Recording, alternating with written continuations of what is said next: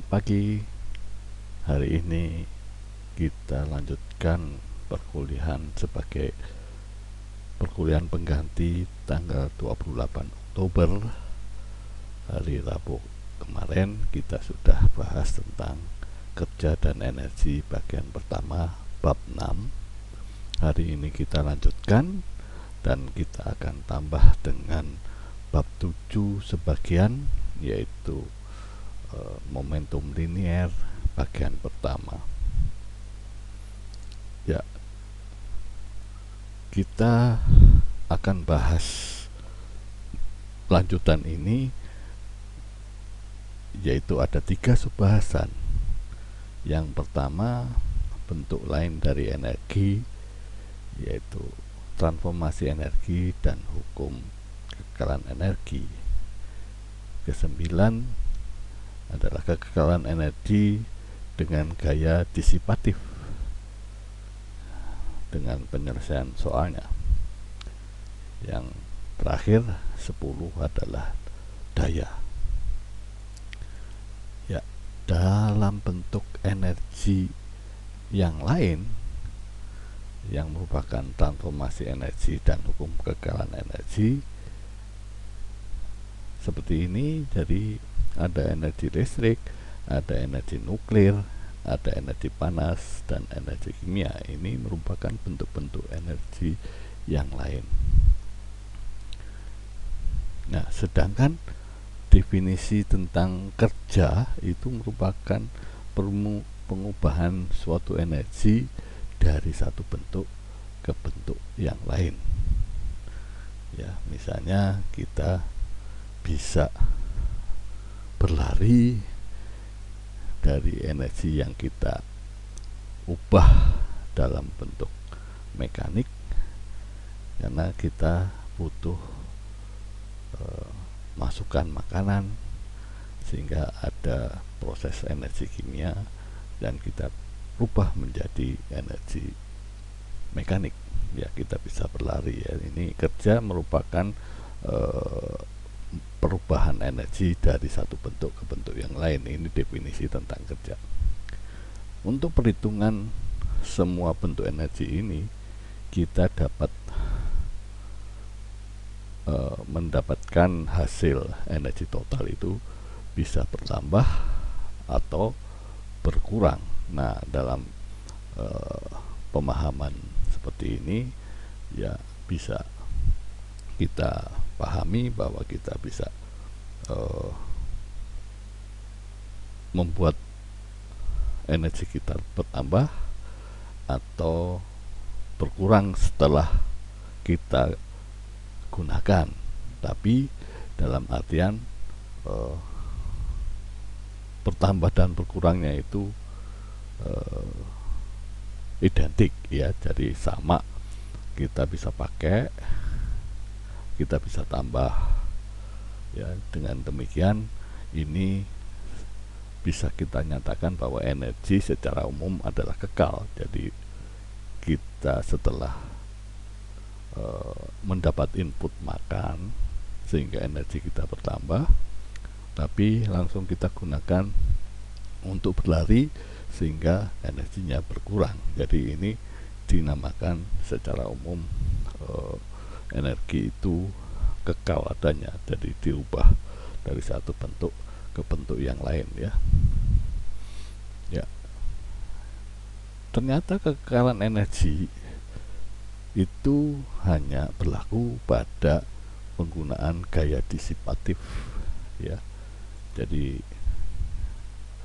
kita sudah tahu bahwa ada gaya non konservatif, yaitu adanya gesekan. Ya, kalau konservatif adalah gaya yang tidak hanya bergantung pada keadaan awal dan akhir saja, tapi kalau keadaan dinyatakan pada gaya non konservatif, maka ada sesuatu yang membuat hilang atau perginya energi kinetik dan energi potensial. Nah, ini kemana perginya ketika gaya non konservatif diberlakukan, yaitu adanya gesekan. Nah, ternyata energi itu berubah menjadi panas atau kenaikan suhu secara nyata dari material yang bersangkutan dapat dihitung, ya. Misalnya kita juga bisa mengukur ketika kita berlari, maka otomatis ada energi yang dirubah, ya, dari energi kimia yang kita input makanan dan kita buat gerak untuk energi mekanik, itu terasa membuat badan kita lebih panas dibanding yang lain. Jadi itu adanya kita melakukan pergerakan dengan gaya non konservatif, karena kita mendapatkan gaya gesek dengan jalanan, ya. Jadi kita bisa berlari ketika kita mendapatkan gaya gesek. Oke, jadi itu contoh bagaimana energi kinetik, energi kekekalan energi dengan gaya disipatif, itu artinya gaya itu non konservatif sehingga mendapatkan perubahan energi lain, yaitu panas, ya. Ya, dalam penyelesaian masalah perubahan energi ini, ya, kita diberi langkah-langkah. Yang pertama, buat soal itu dalam bentuk gambar, yang pertama, ya. Yang kedua, tentukan sistem yang energinya kekal, ya. Yang ketiga, dari gambar tentukan posisi awal dan akhir. Urutan keempat, kita pilih kerangka acuan yang memudahkan kita atau secara logika masuk akal, ya, atau logis. Yang kelima adalah gunakan hukum kekekalan energi. Jadi ini persoalan dalam kita menyelesaikan masalah kekekalan energi, ya. Jadi ini ada 5 langkah yang diberikan sebagai aturan untuk kita bisa menyelesaikan dengan baik, ya. Keenam tentu saja diselesaikan soal itu, ya. Oke, contoh soalnya seperti ini, ya. Ketika ada permainan roller coaster, ya. Nah, ini dengan judul gesekan pada roller coaster, yaitu roller coaster pada ketinggian vertikal yang ditempuh setelah dia dari mula-mula, ya, itu kita bisa lihat gambar ini, ya. Awalnya adalah berada di 40 meter dari tanah, ya, dan dia akan turun sampai mencapai ketinggian di lembah kedua ini yang dinyatakan bahwa mencapai ketinggian vertikal pada 25 meter, ya. Jadi ini dihitung dari lembahnya, bukan dari tanah, ya. Jadi lembah ini dianggap kita posisinya sebagai titik nol yang memudahkan kita akan menyelesaikan persoalannya, ya. Jadi nanti kita langkah-langkah yang sudah kita dapatkan dari petunjuk yang tadi.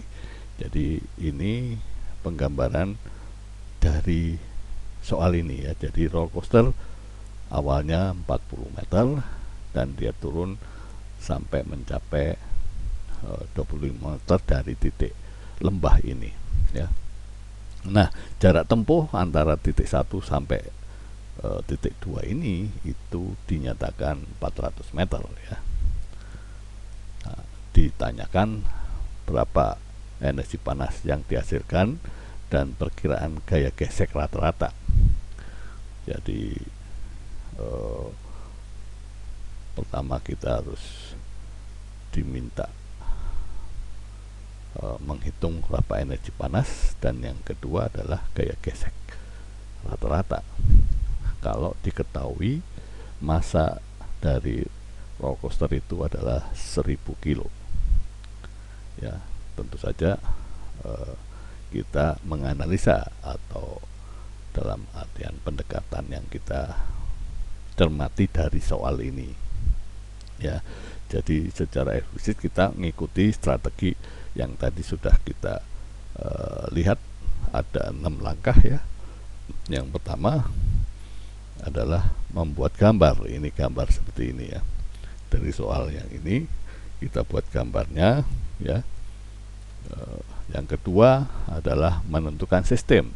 Nah, sistemnya kan roller coaster dan adanya di bumi ya, karena kita akan mendapatkan gaya gravitasi dari keduanya ya. Dari roller coaster ini mendapatkan gaya gravitasi dari bumi. Gaya yang bekerja pada roller coaster adalah gaya gravitasi dan gaya gesek ya.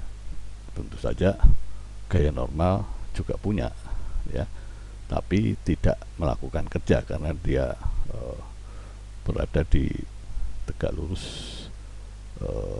dari pergerakannya ya. Tadi untuk gaya normal itu tidak melakukan kerja ya. Nah, gravitasi diperuntukkan sebagai energi potensial dan gaya gesek adalah friction dikalikan dengan D. Ini kan ada energi ya. Jadi setelah menentukan sistemnya seperti itu, ketiga adalah menentukan posisi awal dan akhir ya. Kita tahu titik pertama yang tadi di atas sebagai awalnya, yaitu momen saat mulai meluncur di puncak bukit yang pertama, dan titik kedua adalah saat berhenti pada ketinggian 25 meter di atas bukit yang kedua ya. Ini posisi awal dan posisi akhir kita sudah tahu.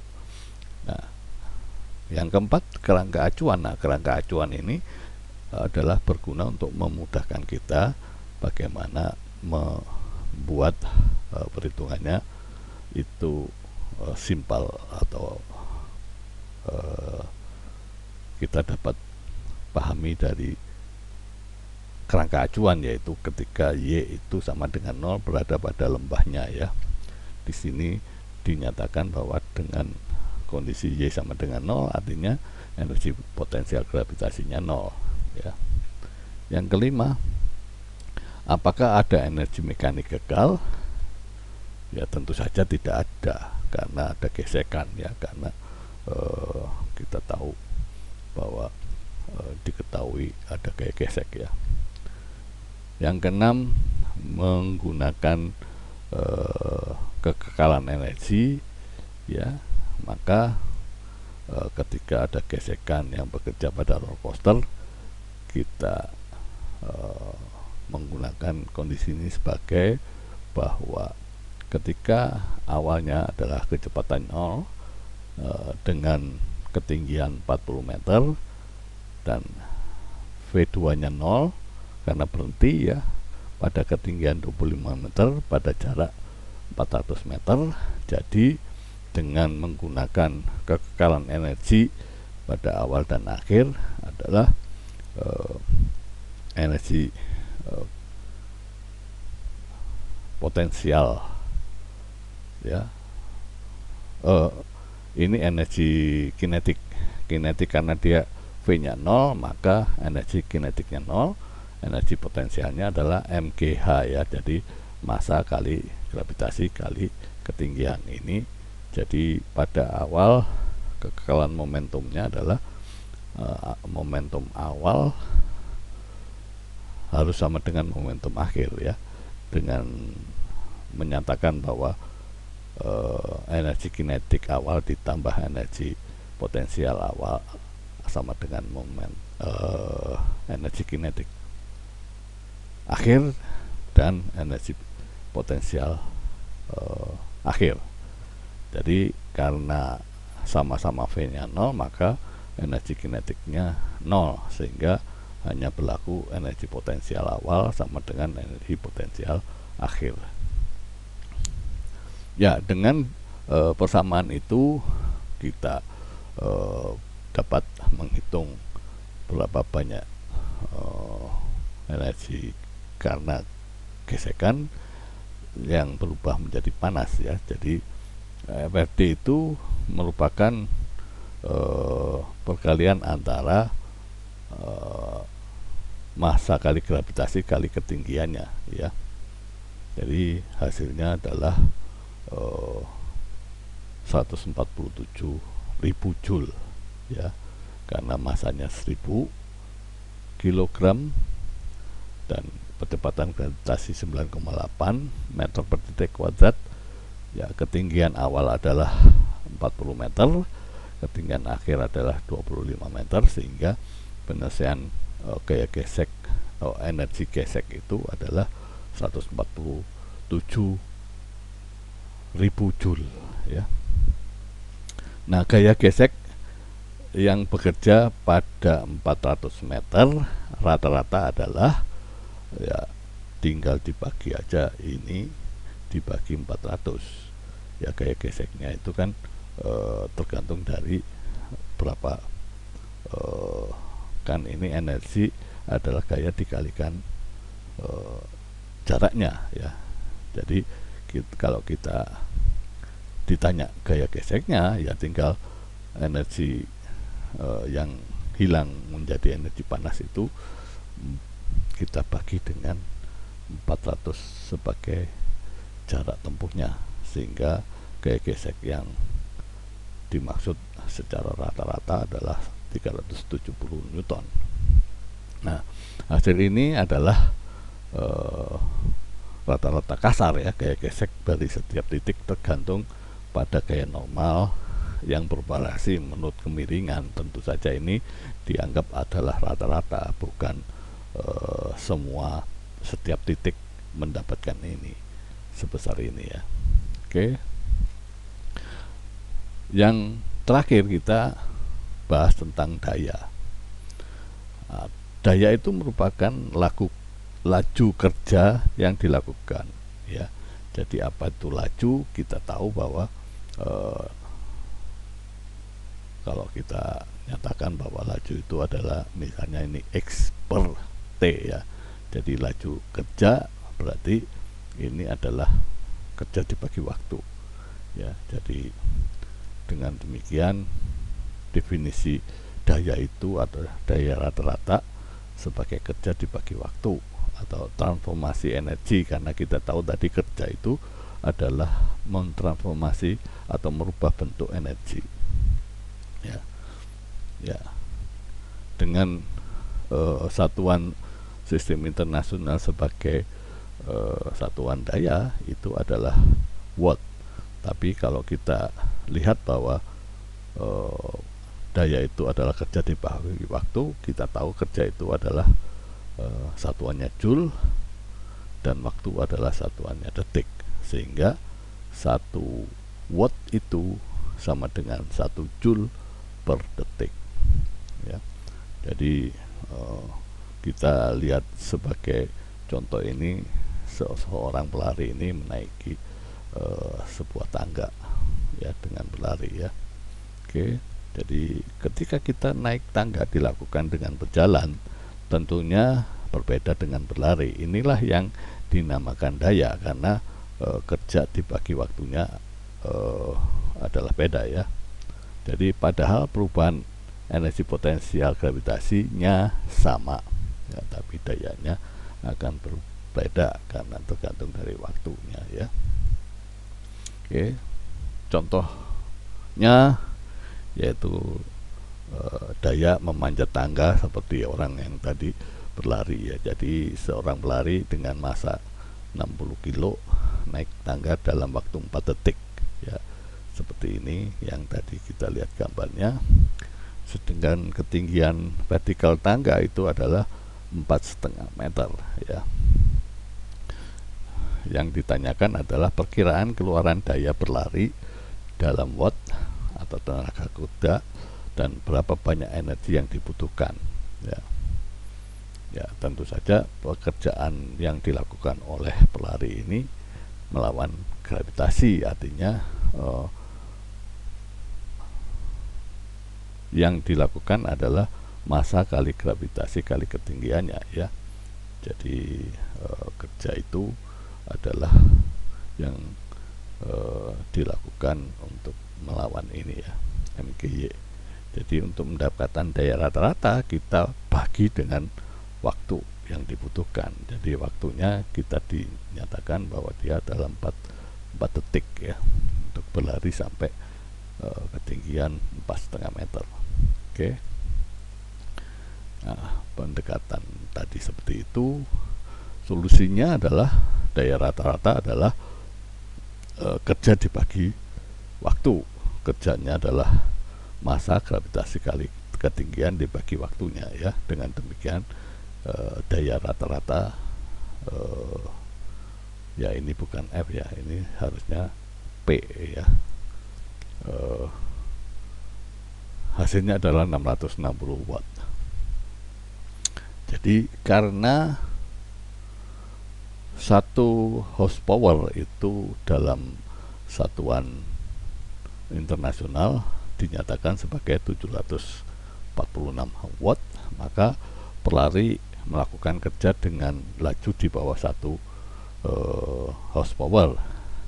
Jadi sebetulnya manusia tidak bisa bekerja dengan laju ini untuk waktu yang lama karena energinya terlalu tinggi, ya. Jadi dengan demikian energi yang dibutuhkan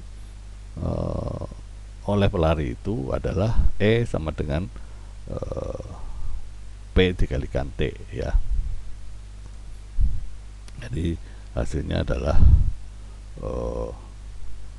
660 joule per second dikalikan dengan 4 second, hasilnya sama dengan 2600 joule, ya. Jadi hasil ini sama dengan W kali mg. Jadi orang tersebut harus mengubah energi lebih banyak dari 2600 joule, ya. Energi total yang diubah oleh seseorang atau mesin selalu mencakup seluruh energi panas. Jadi ingat seberapa panas Anda saat berlari menaiki tangga. Jadi kita harus mempunyai energi total yang dirubah itu harus melebihi dari energi panas yang dibutuhkan, ya. Oke.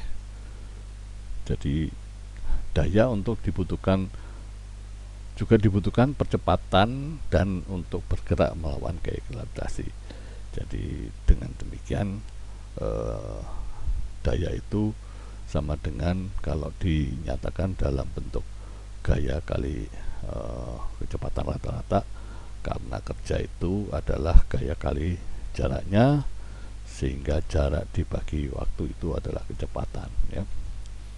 Dengan demikian, ya, kita bisa mendapatkan informasi dari persoalan ketika mobil melakukan pendakian dengan kemiringan 10 derajat, ya. Jadi ini sebagai contoh yang ketiga, sebagai kebutuhan tenaga mobil, maka ya diketahui tadi bahwa mobil itu mempunyai massa 1400 kg dengan kondisi berikut. Yang pertama adalah mobil mendaki bukit 10 derajat kemiringannya, ya, dengan kecepatan stabil 80 km, ya.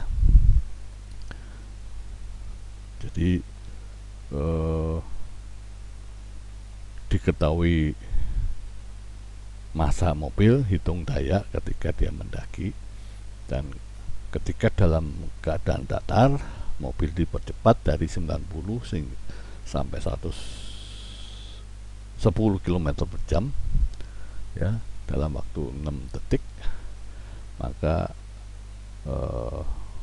kita juga diminta menghitung daya yang dibutuhkan oleh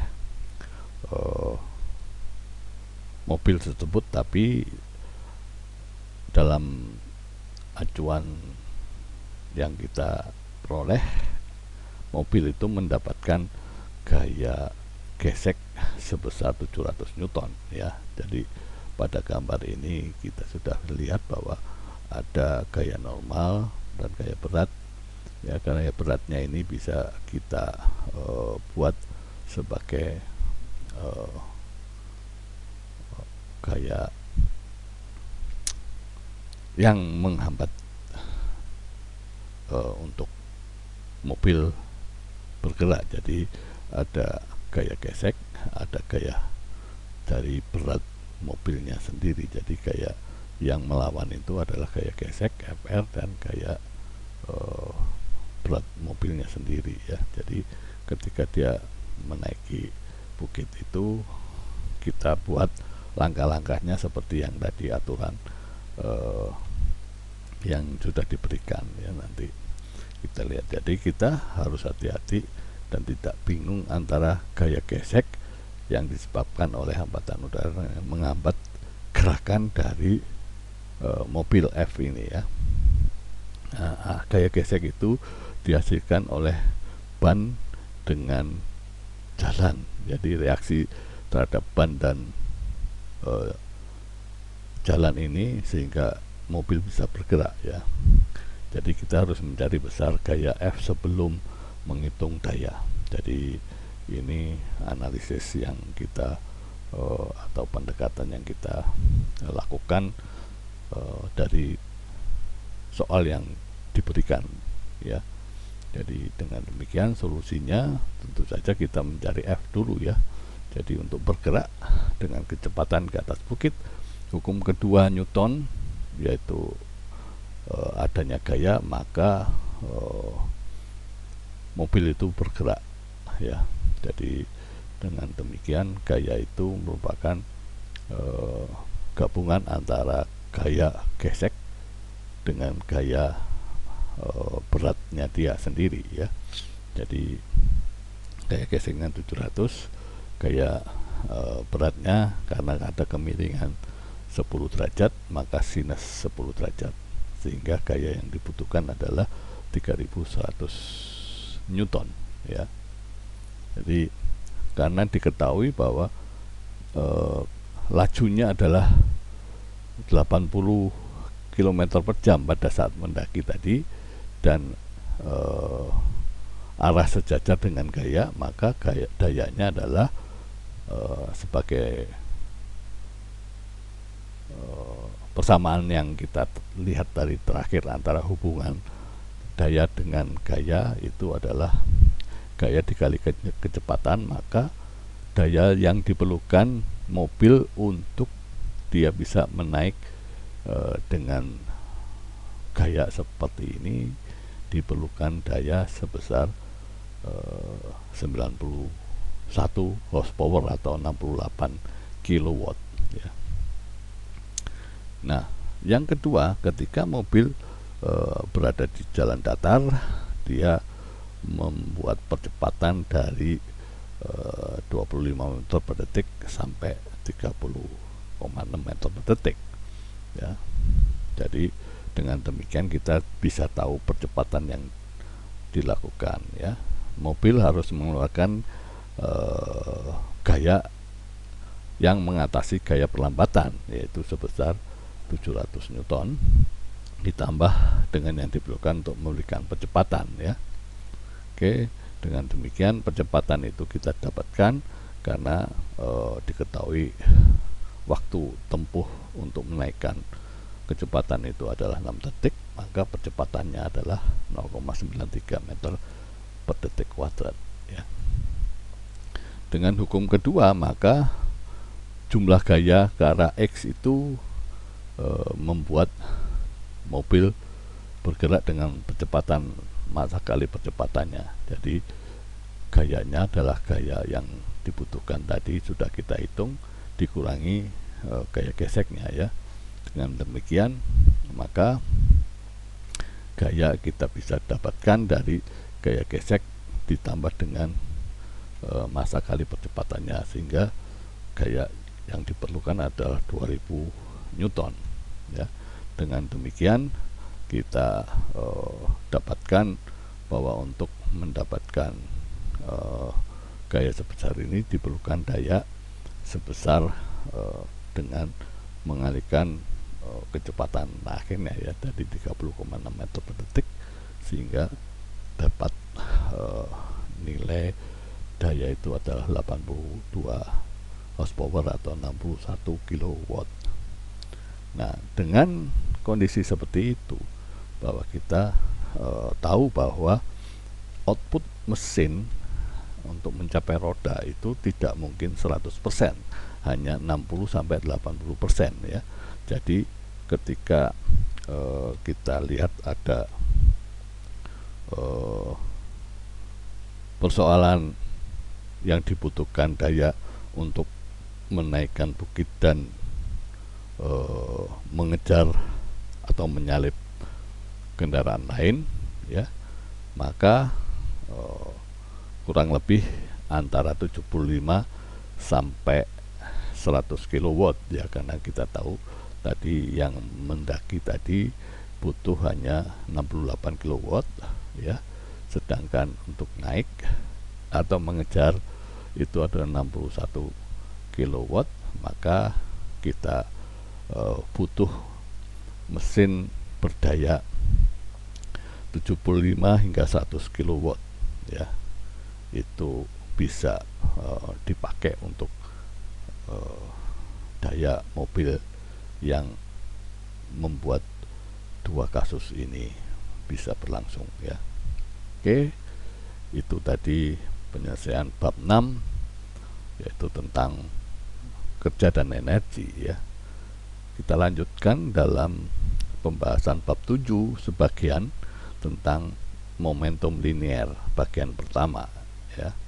Jadi kita akan bahas ada 5 bahasan. Yang pertama momentum dan hubungan dengan gaya.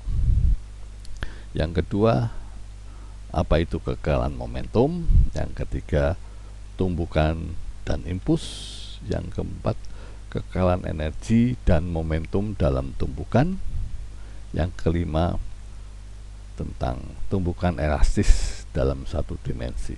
Jadi hari ini kita bahas bab 7 5 pokok bahasan ya. Baik, hubungan antara momentum dengan gaya ya. Ya, kita tahu momentum itu dengan simbol P didefinisikan sebagai momentum P ini sama dengan massa kali kecepatannya ya. Sedangkan laju perubahan momentum besarnya sama dengan gaya bersihnya. Jadi laju perubahan momentum itu adalah selisih momentumnya awal dan akhir dibagi waktunya ya. Ini kita bisa membuat penurunannya bagaimana P ini sama dengan M kali V dengan hubungan antara gaya dan perubahan momentum terhadap waktu ya. Anda bisa masukkan bahwa P itu sama dengan MV ya, sedangkan F ini adalah M kali A ya. Jadi M kali V, V nya dibagi T adalah A. Jadi dengan demikian F itu sama dengan M kali A ya. Oke. Contohnya adalah seperti ini. Ada seorang pemain tenis ya yang top. Dia mempunyai kekuatan untuk memukul bola sehingga memiliki kecepatan 55 meter per detik atau sekitar 120 mil per jam. Ya, lihat gambar seperti ini. Jadi petenis ini bergaya seperti ini untuk memukul servisnya ya. Jadi ketika diketahui massa bolanya adalah 0,06 kg dan bersentuhan dengan raket sekitar 4 milisecond atau 4 kali 10 pangkat minus 3 detik ya, diminta kita menghitung gaya rata-rata pada bola ya. Akankah gaya ini cukup besar untuk mengangkat orang seberat 60 kg ya. Coba kita lihat ya, pendekatan ya kita gunakan hukum kedua Newton untuk menentukan gaya rata-rata, yaitu momentum laju momentumnya atau momentum akhir dikurangi momentum awal dibagi waktunya ya. Dengan demikian kita bisa mendapatkan perhitungan gaya rata-rata ya, karena kita tahu bahwa pada saat awal bola sebelum dipukul itu mendekati 0 ya. Jadi V1 nya dianggap 0 ya, asumsinya V2 adalah sudah dinyatakan di sini adalah 55 meter per detik dengan arah yang horizontal ya, tidak melambung ya. Oke. Ya, kita abaikan semua gaya lain pada bola selama interval karena waktunya singkat ya, seperti gravitasi dibanding dengan gaya yang diberikan pada raket. Jadi gaya gravitasi tidak berpengaruh karena waktu intervalnya sangat cepat atau singkat ya. Jadi gaya yang diperoleh itu sesuai dengan hukum Newton kedua adalah perubahan atau laju momentum yang terjadi pada bola ya. Jadi di sini adalah momentum akhir dikurangi momentum awal. Di sini adalah massa bola dan kecepatan bola ya, dengan waktu yang dinyatakan adalah 0,04 detik ya. Dengan demikian gaya yang diberikan pada bola itu sebesar 800 Newton. Nah, bandingkan dengan orang yang memiliki bobot 60 kg. Jadi kita bisa tahu bahwa gaya orang tersebut adalah bobotnya atau beratnya ya, itu massa kali gravitasi, yaitu sebesar 600 Newton. Nah, dengan demikian gaya ini yang diberikan pada bola itu tentu saja bisa mengangkat gaya dengan orang yang berbobot 60 kg. Ini ilustrasi saja ya, bukan berarti gaya ini memang seperti itu ya. Jadi dengan demikian bahwa gaya gravitasi kita nyatakan tadi sebagai diabaikan dengan waktu yang singkat, maka kita tahu bahwa massa bola itu dikalikan dengan gravitasinya adalah 0,59 Newton. Kalau Anda bandingkan ini dengan 800 Newton itu tidak berarti, sehingga kita bisa mengabaikan gaya gravitasi pada bola ya. Jadi kita sebetulnya menghitung ini tidak bisa langsung secara kasat mata. Jadi kita memerlukan data dari fotografi dan radar yang kecepatan tinggi memberikan waktu kontaknya ya. Tapi pengukuran gaya secara langsung adalah tidak praktis karena kita tidak tahu seperti itu. Jadi perhitungan kita menunjukkan teknis praktis ini memerlukan gaya yang tidak diketahui oleh dunia nyata ya. Jadi ini kombinasi antara kita mendapatkan data ini dengan perhitungan secara teknis ya. Oke. Contoh soal keempat yaitu adanya perubahan momentum dan gaya ketika kita lihat ada orang yang sedang mencuci mobil ya.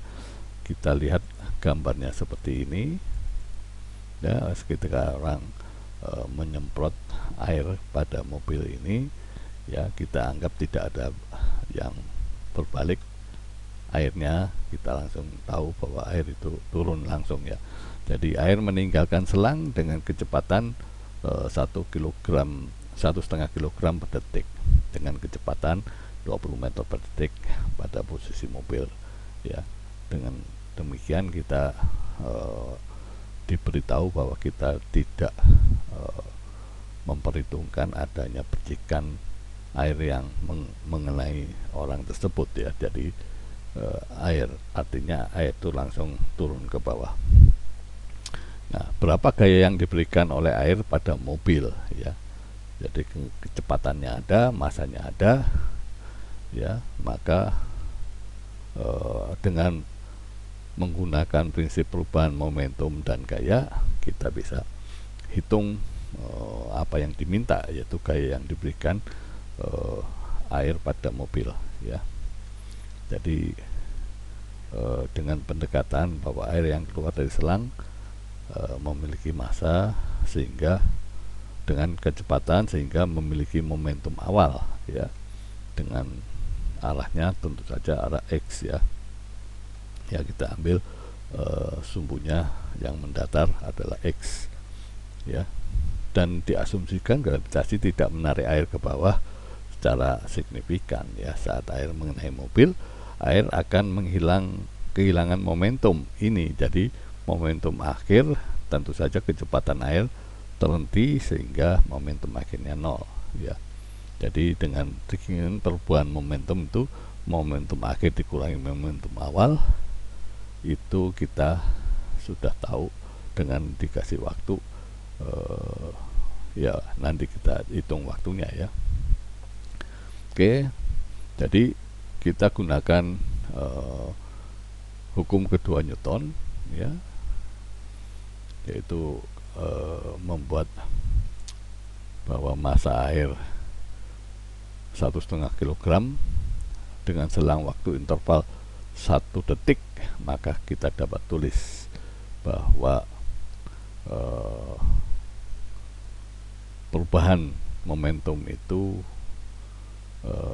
adalah delta P dibagi delta T. Momentum awal adalah 30 kg meter per detik, dengan menyatakan bahwa massa air adalah 1,5 kilo dan kecepatan awalnya adalah 20 meter per detik. Jadi momentum awal kita tahu, ya, momentum akhir juga kita tahu adalah 0, ya. Nah, sekarang bagaimana menentukan delta T ini, ya. Delta T itu adalah kurang lebih menurut hukum ketiga Newton, gaya yang diberikan adalah yang berlawanan, ya. Lalu proses selanjutnya dari 1 kilogram itu setiap interval waktu 1 detik, ya. Ini jadi dianggap ini V-nya itu adalah per detik, kan. Jadi dengan demikian delta T-nya adalah 1 detik. Jadi dengan demikian kita mendapatkan gaya itu bertanda minus, artinya bahwa tanda minus itu sebetulnya adalah gaya reaksi dari mobil. Berarti kita tahu bahwa gaya itu harusnya ke kiri, ya. Jadi dengan demikian airnya adalah positif ke kanan. Jadi gaya aksi dan reaksi itu besarnya sama. Jadi air bergerak ke kanan, maka kita tahu secara akal sehat bahwa kita maka dia air bergerak ke kanan, ya. Gayanya bergerak ke kanan, artinya gitu, ya. Jadi ketika air bergerak ke kanan, maka tentu saja gayanya bergerak ke kanan searah dengan arah geraknya, ya. Oke, dengan demikian tanda minus ini menyatakan dia berlawanan dengan arah air. Yang kedua, apa yang dinamakan kekalan momentum, ya. Kita tahu tadi kekalan energi. Nah, kekalan momentum artinya momentum awal sama dengan momentum akhir, ya. Itu yang dinamakan kekal, ya. Jadi selama tumbukan, pengukuran menunjukkan bahwa momentum total tidak berubah, ya. Jadi seperti ini, ada bola A dan bola B yang memiliki arah berlawanan, ya. MA dengan kecepatan PA, MP dengan kecepatan PB, maka yang dinamakan kekekalan momentum itu adalah momentum awal dari A dan B itu sama dengan momentum akhir A dan momentum akhir B ketika terjadi tumbukan seperti ini. Maka momentumnya itu membuat perubahan percepatan gerak A ya seperti ini, dan B seperti ini. Jadi dengan demikian setiap ada tumbukan itu momentum total itu selalu kekal atau tidak berubah ya. Oke, itu prinsip momentum kekekalan momentum ya. Jadi momentum total dari sistem yang terisolasi adalah konstan atau tetap. Jadi seperti ini, ketika ada gerbong kereta A dengan kecepatan 24 meter per detik akan menumbuk atau menabrak kereta yang diam B ini dengan massa yang sama.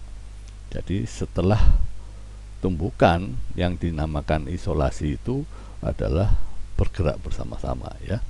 Jadi di awal A bergerak, B diam, tapi setelah tumbukan maka A dan B bergerak bersama-sama ya. Ini yang dinamakan terisolasi.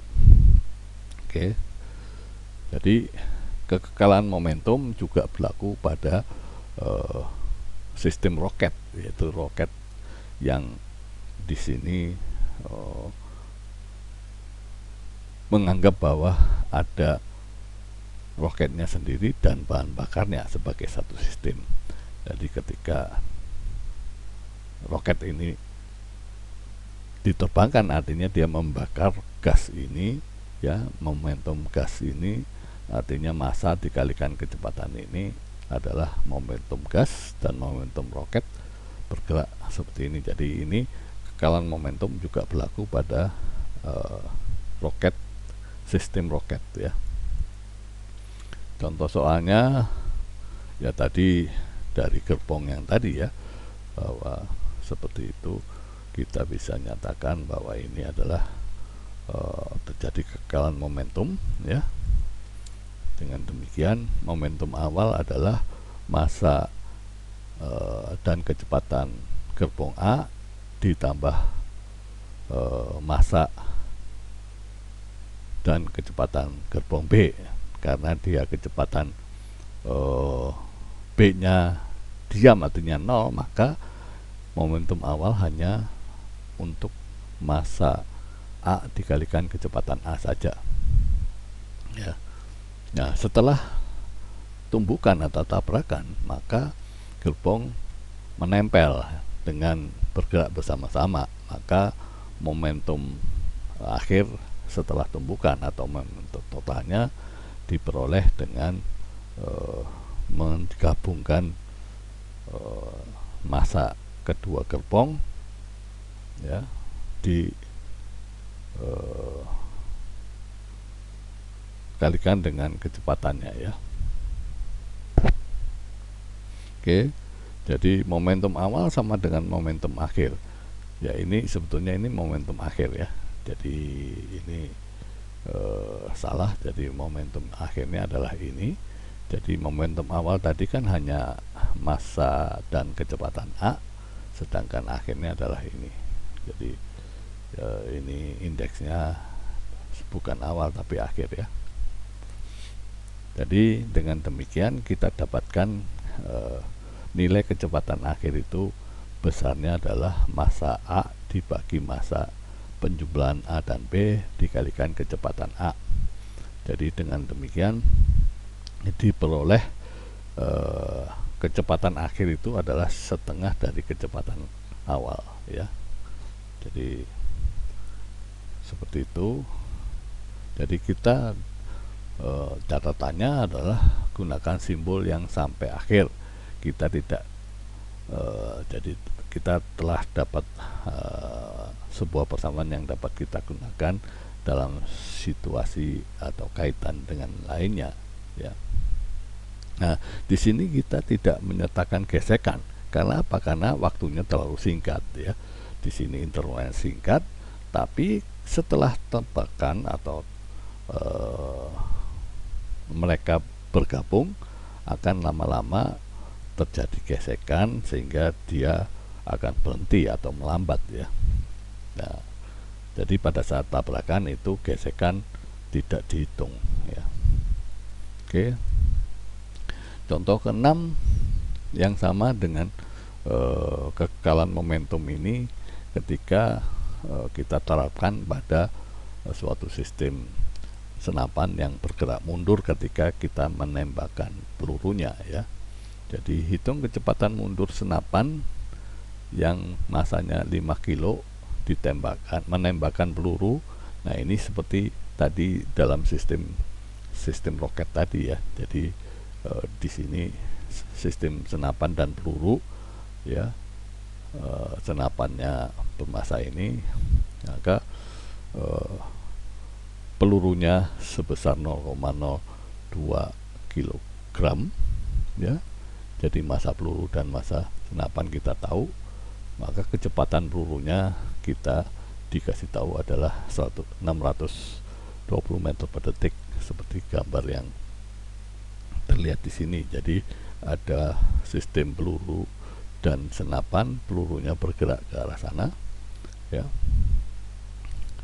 Jadi pendekatan sistemnya ini seperti yang roket tadi ya. Jadi di sini kita gambarkan bahwa setelah ada penembakan maka ada kecepatan peluru ya, ada momentum peluru dan kecepatan senapan dan momentum senapan ya. Ini penggambarannya seperti itu.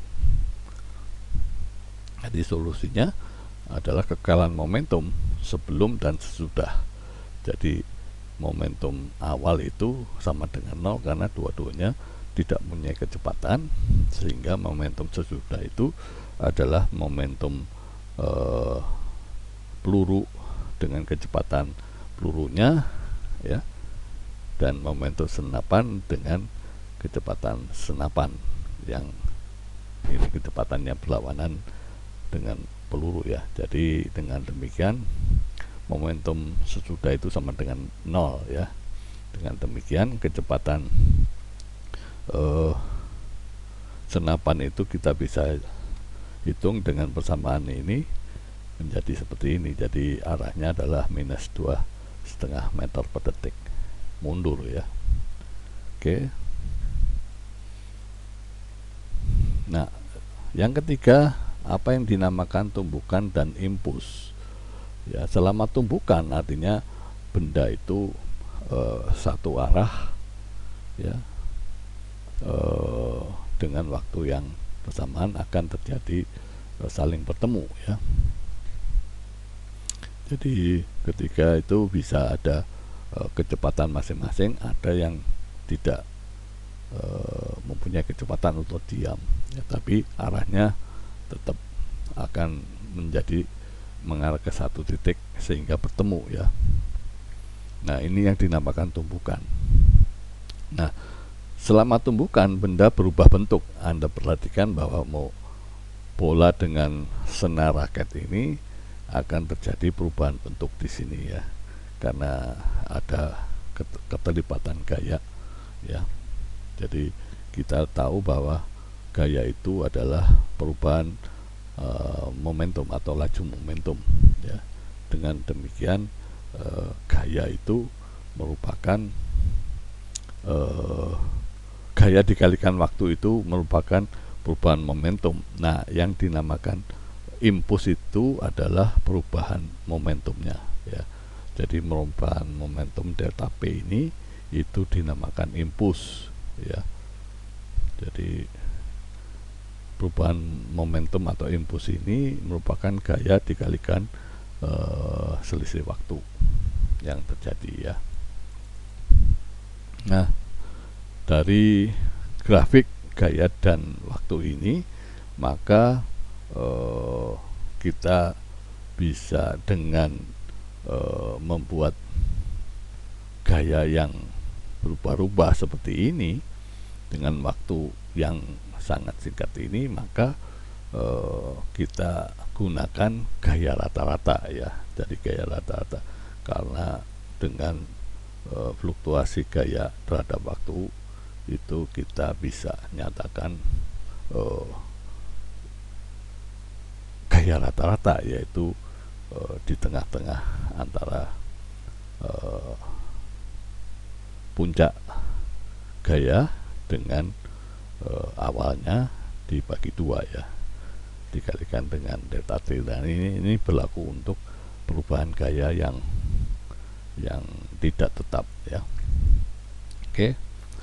Impuls memberitahu kita bahwa ada perubahan momentum yang sama dengan gaya sebesar waktu yang singkat ya, atau gaya kecil dengan waktu yang lama. Jadi impuls itu merupakan perkalian antara gaya dengan waktunya, yaitu bisa impulsnya itu besarnya dengan gaya yang besar dengan waktu singkat, atau gaya kecil dengan waktu yang lama. Nah, kita perhatikan ketika kita jatuh ya, kita mengurangi impuls itu kita harus mendarat dengan menekukkan lutut ya. Jadi mendarat dengan lutut yang tertekuk. Kalau kita luruskan, maka kita akan mendapatkan gaya yang besar ya. Jadi prinsipnya juga mengapa airbag bisa bekerja kalau ada terjadi tabrakan. Jadi otomatis airbag yang ada di depan atau yang berada di kemudi itu akan mengembang ya, untuk mengurangi gaya yang bekerja pada badan kita ya. Dan kalau kita mendarat di bantal tentu tidak sakit ya, daripada kita langsung mendarat di benda keras atau beton ya. Contoh soalnya seperti ini ya, ketika ada karateka ya mau mematahkan kayu seperti ini ya, diperkirakan impuls dan gaya rata-rata dari orang karateka ini untuk membelah kayu seperti ini ya. Asumsi tangan bergerak 10 meter ketika menyentuh papan ya. Jadi dengan demikian soal ini didekati dengan hubungan antara momentum dan impuls ya. Jadi dengan demikian kita analisis bahwa kecepatan tangan berubah dari 10 meter ke 0 ya, itu dalam jarak kurang lebih kira-kira ya 1 cm kondisi tangan sebelum mencapai kayunya ya. Massa tangan tidak mungkin hanya tangan saja, tapi lengannya juga harus, ini kita anggaplah massanya adalah 1 kilo ya. Jadi ini pendekatan yang kita harus lakukan ya. Dengan demikian kita bisa membuat impuls itu adalah perubahan momentum, yaitu momentum awal dan momentum akhir. Karena momentum akhirnya adalah momentum akhirnya adalah 0 ya, maka kita dapatkan bahwa perubahan momentum terhadap waktu atau itu adalah impuls itu 10 kg per meter detik. Maka kita tahu bahwa waktunya adalah 1 detik pada jarak 1 cm ya. Maka dengan demikian ditanya berapa waktunya, ini tadi impulsnya sudah dapat dengan waktu kurang lebih adalah delta X dibagi dengan V, karena V nya itu adalah 5 meter per detik ya. maka delta X yang kita tahu ada 1 cm ya, maka 10 pangkat minus 2 meter dibagi dengan kecepatannya, maka dapat waktu untuk membuat patahnya kayu dengan pukulan tangan tadi adalah sebesar 2 milidetik ya. Jadi gaya rata-rata kita tahu bahwa gaya itu adalah momentum dibagi waktu ya. Momentumnya adalah 10 kg meter per detik, dibagi waktunya adalah 5 kilonewton atau 5000 newton ya. Itu prinsip impuls dan momentum ya. Ya, yang keempat, ada kekekalan energi dan momentum ketika terjadi tumbukan ya. Jadi momentum itu kekal pada semua tumbukan. Jadi ketika ada tumbukan pertama adalah seperti ini ya, ada benda atau bola A dengan bola B ya. Setelah terjadi tumbukan seperti ini ya, setelah itu tumbukan ini dinyatakan elastis kalau ada pergerakan bola yang masing-masing berlawanan arah dari semula ya. Nah, ini dinamakan elastis karena dia kecepatannya antara awal dan akhir sama ya. Nah, yang kedua, ketika dia kecepatannya setelah tumbukan itu kecepatannya akan berkurang masing-masing, itu dinamakan tumbukan inelastis. Artinya begini, tumbukan semuanya itu berlaku hukum kekekalan momentum ya. Nah, ketika setelah tumbukan energi kinetiknya tidak berubah ya, itu disebut elastis. Sedangkan energi kinetiknya berubah, artinya tidak kekal, itu inelastis. Artinya kita tahu energi kinetik kan didasarkan dari kecepatan ya. Kalau kecepatannya tidak berubah, artinya dari awal tidak berubah setelah tumbukan, itu artinya kekekalan energi kinetik ya. Ini disebut tumbukannya elastis. Sedangkan kalau kecepatannya berubah, maka dia dinamakan inelastis ya. Yang terakhir kita bahas tentang tumbukan elastis dalam satu dimensi. Artinya dimensinya kita arahkan ke arah X saja ya. Jadi seperti ini ya, kita ada dua objek bertabrakan secara elastis, artinya di sana kekekalan momentum dan kekekalan energi kinetik ya. Jadi dalam tumbukan elastis itu berlaku kekekalan momentum dan kekekalan energi kinetik ya. Jadi kalau hanya satu dimensi, artinya kita mengarah ke sumbu X saja ya. Jadi contohnya seperti ini, ada dua biliar A dan B yang masanya sama ya. Berapa kecepatan bola kedua bola setelah tumbukan dengan asumsi elastis? Artinya asumsi bolanya yang pertama masing-masing bergerak dengan kecepatan A dan B. Yang kedua, bola B itu diam ya. Nah,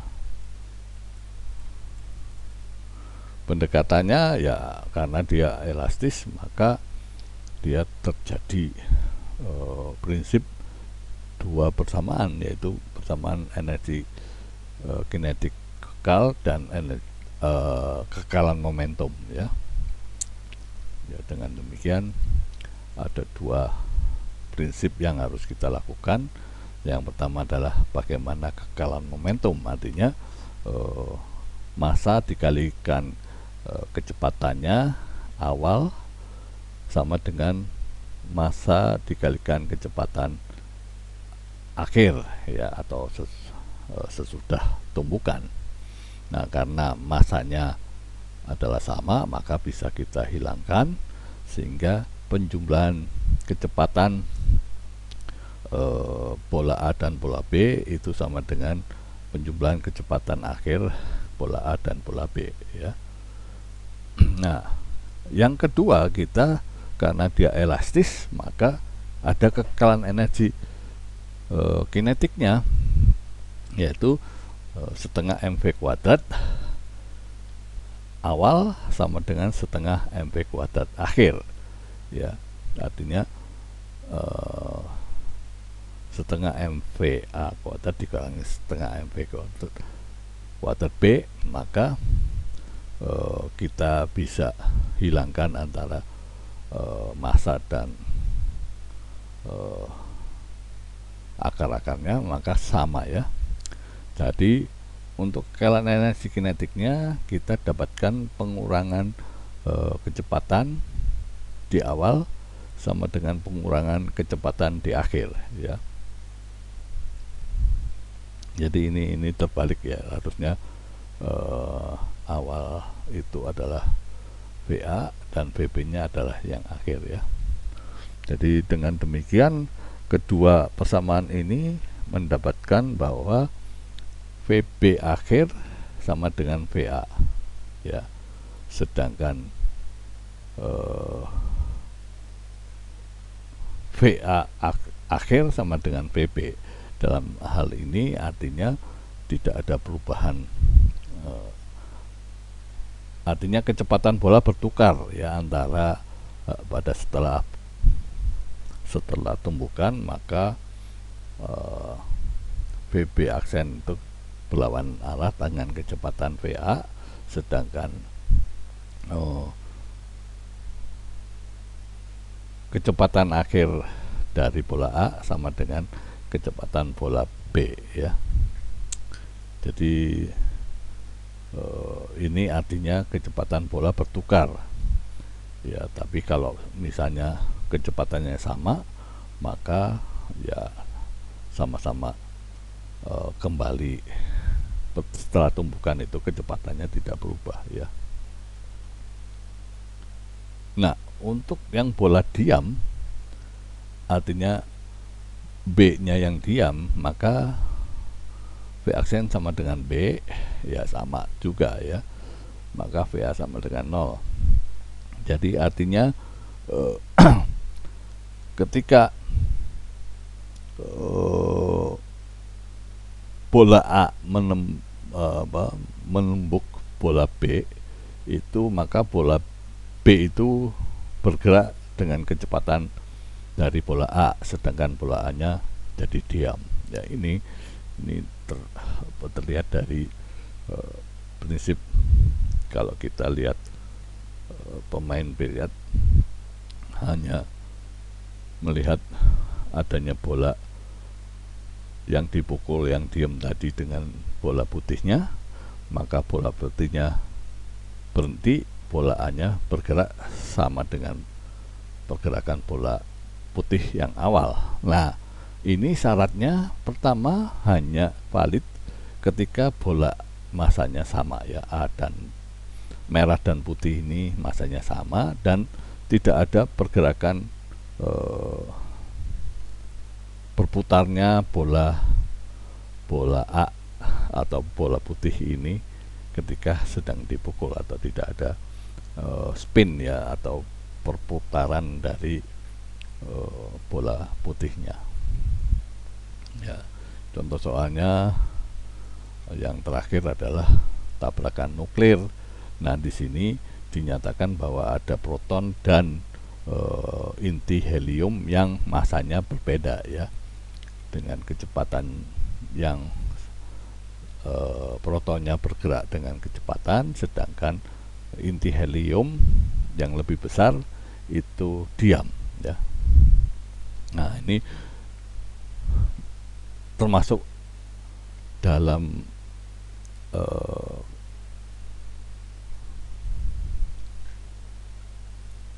prinsip tumbukan elastis, artinya prinsipnya adalah di sana ada kekekalan momentum dan kekekalan energi kinetik, ya. Jadi masalah ini adalah tumbukan elastis, ya.